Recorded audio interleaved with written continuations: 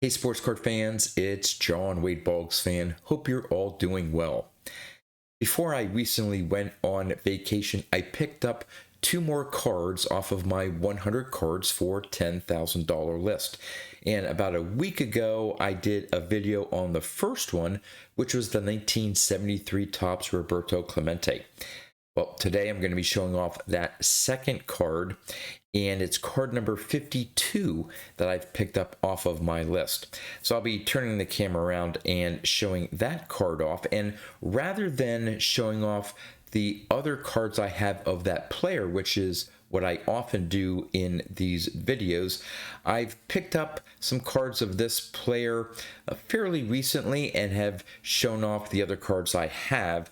So to mix things up a little bit, I thought I would show the other Hall of Fame cards I have from the set that I've picked up this card from. So let's turn the camera around, show off my latest pickup off of my 100 cards for $10,000 list and some of the other Hall of Fame cards from that same set. All right, so card number 52 is a card of a player that I am sort of actively working on a player run, and so it's one more card closer to that completion. It's one that I've been looking for quite a while, haven't found quite the right copy, but I think this one suits it very well for my collection.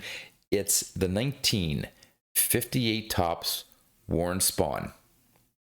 The things that I was looking for these 58s is obviously the centering, but with the 58 and the primary, that solid colored background, which I love on the 58 set, sometimes you get a lot of spotting or print dots. This one has a couple, but they're so minor, I can really appreciate the solid green background. And I noticed in some Warren Spahn cards that the registration can be off just a little bit. Sometimes you get a little bit of a white shadow here, and the registration on his face and stuff is sometimes a little off, but this one here, apologize for the shadows. Overall, this one is a great registration of him. Love that pose, that pitching pose there. Overall, love the 58 Topps set, and especially loved the centering on the front. Here is the back. Little left to right issue, but still very nice, clean back. Something I'm fine with in this particular case here. So overall, I think the card has, again, overall, really nice eye appeal, especially on the front there. It's not 50-50 all around, but man, that to me, this is a great looking 58 Topps Warren Spahn. I give you guys another chance to look this over here, and I've blocked the number grade because, again, the number grade is only important to me for what I would have to potentially spend for a card. I'll get into the numbers here in a minute, but for those who are interested or who care, this is actually a PSA 4. Right in my wheelhouse and in my budget. So before I get into the numbers behind this card and the 52 cards now that I have off my list, let's take a look at some of the other 1958 Topps cards that I have in my collection. Starting off with card number 1 from the set. It's my Ted Williams. Love the centering on this, and this is a case of, again, buying the card, not the grade. Look how sharp that looks. But it's a 3. If you look really close, you'll find out why it's a 3, but from looking at this right here, it looks fabulous. And this is how I look at my cards, from like this distance here.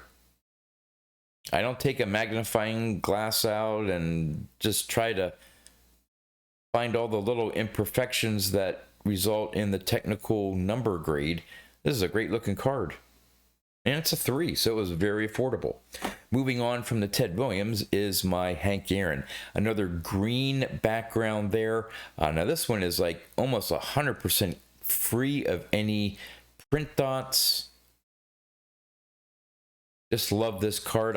I'm debating whether in the future and maybe at some point I'll get the yellow letter version of this one, but this is the more common white name version. But for now, this suits my needs for my Hank Aaron run. And there's the back of the Aaron.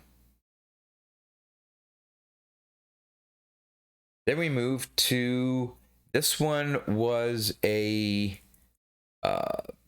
contest winning, I want to say from G's Mikey.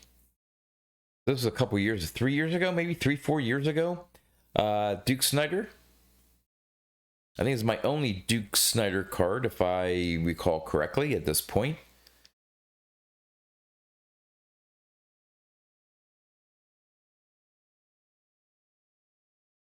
So there we go there. Nice yellow background.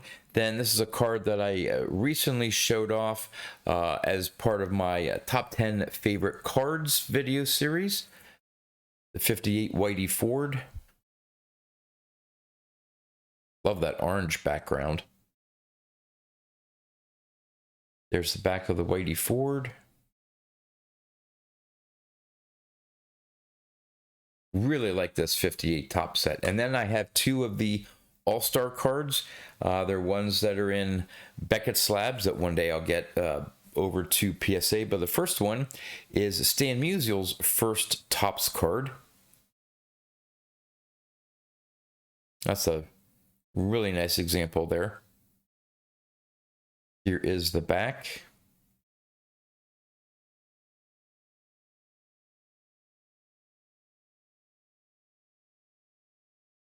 And then finally, I have the Mickey Mantle All-Star. Love the design of the 58 All-Star cards. You got the blue and red with the stars in the background. Great image there of Mickey Mantle. Here's the back.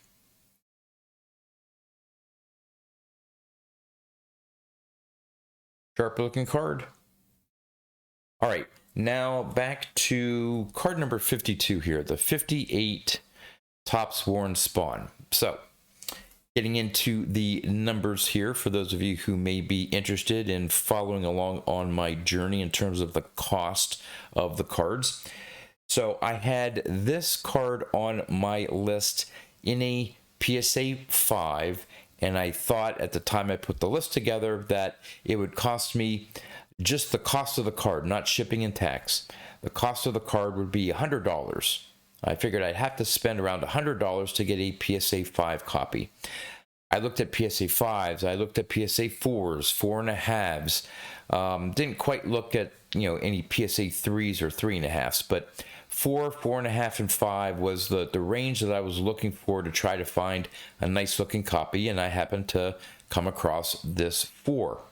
So, knowing that I'd probably have to spend around $100 for a 5, I ended up spending for this PSA 4, including shipping and tax, $60. So I am $40 to the good, and again, that didn't even include shipping and tax for what I would have to pay for a PSA 5. So $40 to the good that didn't have to put toward this card and can put toward the next card. Now, as for PSA 4 copies, how did I do, or what are the current price ranges for PSA 4s? On the low end, one sold for as low as $32. Now, when you get to the PSA 4s, if you look them up on eBay, you're going to find ones that are way off center, left to right or top to bottom. You're going to find more print marks in the background here, maybe some snowing. That's prevalent on 58s as well, a dull surface to them.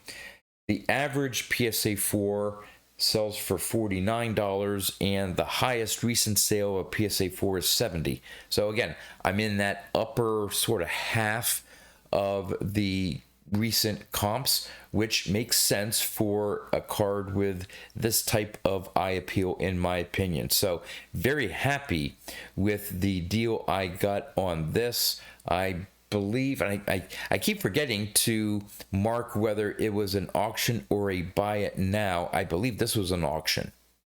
But at any rate, won this for, I thought, a very good price for the eye appeal. Now, where am I at with 52 cards now that I have off my list? Well, the 52 cards that I thought I would have to spend to get them was $4,845. What I've spent so far in picking up these 52 cards is only $2,745. So I'm $2,100 to the good by essentially buying the card and not the grade. Looking for copies that are budget friendly, that have really nice eye appeal. And I don't think there's a single one out of the 52 that I've picked up that I do not love the eye appeal of. This is the whole point of me adding cards to my collection, to add cards that I love to look at. And this one certainly is among them. So, would love to know what you think about this latest pickup here, the 1958 Topps Warren Spahn, and my other 1958 Topps cards. And with that, that's all I have for you. So until next time, thanks for watching.